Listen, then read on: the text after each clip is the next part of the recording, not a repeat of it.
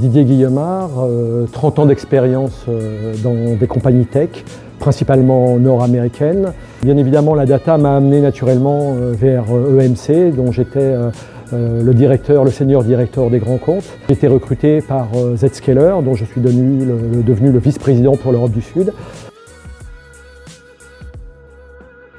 Le MEDDIC ou le MEDDPIC, bien évidemment, ce sont des acronymes, des lettres qui décrivent une approche de la vente, de la qualification de la vente.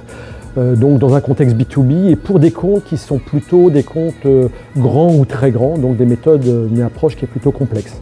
Mais ce n'est pas que cela, c'est également une approche qui permet d'avoir un langage commun au travers de la business review, de pouvoir simplifier les échanges, de parler le même langage, le même vocabulaire, la même compréhension et de pouvoir reporter l'avancée que l'on a sur la qualification d'un dossier en cours. Alors il faut voir le MEDDIC comme une boussole, c'est-à-dire que dans un compte complexe, avec une approche de vente qui est elle-même relativement complexe, l'objectif c'est d'être certain qu'on va pouvoir coordonner l'ensemble de ces actions, avoir une vision cohérente, globale, que ce soit de la définition du besoin, aux décideurs, au process de décision, à l'agenda, à l'ensemble de la composante qui va permettre pour un commercial de s'assurer que sa boussole lui permet d'aller de bout en bout jusqu'au deal sans avoir commis d'erreur ou oublié une part importante dans son process ou dans son cycle. Pour le MEDDIC, il y a deux aspects que je trouve vraiment particulièrement intéressants. Il y a bien sûr la notion du champion dans le C de MEDDIC, à ne pas confondre avec le coach. Le champion est quelqu'un, pour rappel, qui doit avoir à la fois par son positionnement dans l'entreprise, par rapport à ses motivations personnelles ou professionnelles, des éléments qui permettent de bien le différencier du coach. Donc ça, ce sont des éléments qui sont importants. L'autre point important, et qui est pour moi quelque part la pierre angulaire du MEDDIC, c'est le I, le Identify Pain, qui est la problématique, le challenge, le défi. S'il n'y a pas de défi, s'il n'y a pas de challenge, s'il n'y a pas de problématique avérée, l'entreprise ne dépense pas d'argent. Donc, on est déjà dans le why anything, c'est-à-dire pourquoi faire le projet. Et le I, cette qualification du I, du Identify Pain, est vraiment quelque chose de très important.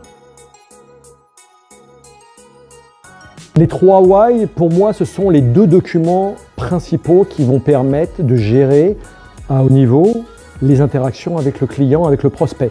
La pyramide de valeur qui va nous permettre de nous différencier par rapport au challenge métier, les conséquences IT et la manière dont on va répondre à cette problématique. Donc on est vraiment dans une logique, vous avez un problème, je l'ai compris, j'ai une expertise, je peux vous aider, et qui va ouvrir la voie à un deuxième document qui, quelque part, est la continuité du why anything, quelle est la problématique, quel est le projet, est-ce qu'on peut se permettre de ne rien faire, pourquoi le faire avec nous, pourquoi le faire avec notre société, avec notre solution, avec des éléments différenciateurs, et on va essayer d'y intégrer le M de MEDDIC, c'est-à-dire des métriques, de manière à qualifier la valeur qu'on va apporter.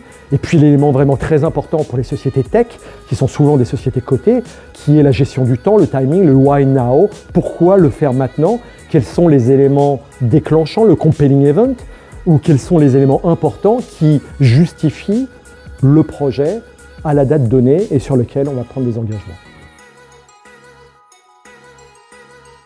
Alors la limite du modèle MEDDIC, d'une certaine manière, c'est que, et on parle des fois de MEDDIC company, ce qui peut être vu comme quelque chose de pas toujours très positif, c'est-à-dire le fait que le process soit devenu tellement important qu'on soit dans une logique qui est une logique, je dirais, uniquement de procédure.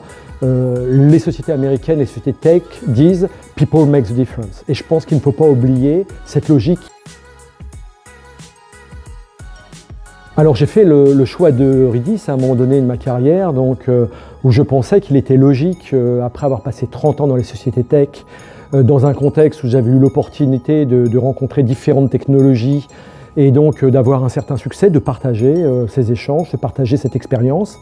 Et le profil de Ridis, qui est dédié à la tech et à l'IT, m'a semblé être l'école idoine, et c'est pour ça qu'aujourd'hui j'interviens sur plusieurs cours dans le cadre de l'école.